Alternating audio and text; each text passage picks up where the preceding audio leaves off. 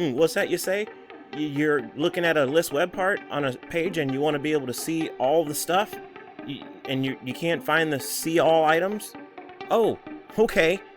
Well, let me just ask Microsoft where the heck it went. Stick around, I'm going to show you where it went. All right, party people, Carolina Mike here. And you know how we do it. We got to get about 60 seconds on the clock so I can show you what the heck happened with the see all. Okay, so here you got your standard SharePoint list web part on a page, right? So it's like a little window you can see into the list. It's a widget of sorts. And you know, up until just like a few days ago, you could go up here and you could click like see all, you know, see all. But no, now you got to scroll to the bottom and click on see view full list. You know, I can't even speak properly because I'm just wired up. Like, why? Just tell me why did you need to do that? Was it really necessary? Did we really need a UI update? Did we? No, we did not. I don't know who asked for it. If you asked for it, I want to see it in the comments. I want you to own up to what you did using your speaker voice, customer voice, to have them move the see all button from the top, okay, where I could easily click it to see everything. Instead, now I gotta scroll all the way to the bottom to be able to see the full list. That's it. That's all I got. We'll see you next time. Okay, I actually lied. That's not actually it. So, you know, typically we go through the quick bite in like 60 seconds, and then we go back and we give you like the gory details. There's not a lot of gory details to be had here, but we could just sort of like talk you through, you know, what the whole list web part is and all that jazz. And so basically, if you go in and you edit a page, you'll be able to add yourself a widget. I call it a widget. Technically speaking, it's a web part. You can go up here and click the little plus, and then you could search, or you could just scroll and look for list web part, right? You click on that, and then it'll give you all the lists that live on your particular SharePoint site.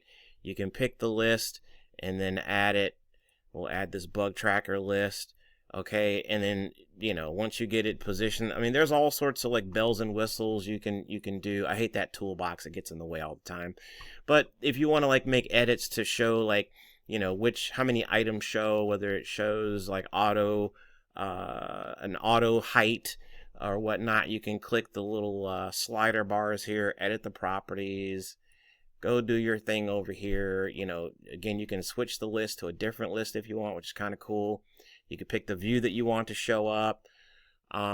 Here's the sizing, auto size, 5 items, blobbity blobbity, hide the list controls. If you click apply, you can see what happens. Okay, there, list controls are gone. And you can also hide the see full list, which it used to be called see all. You can hide that. If I click apply, it disappear. Okay, I encourage you to leave that for your users though. Dynamic filtering, that's a subject for a different video. And then show on mobile, blah, blah, blah. Apply. And then republish. And then there you go. Now I've got 2 widgets. I got one for the bug tracker.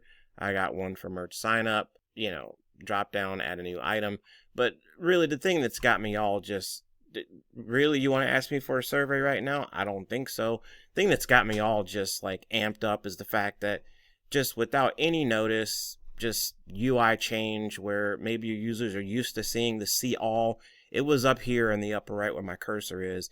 If your users were used to seeing that, and now they've got to like adjust and flex for why, I don't know why.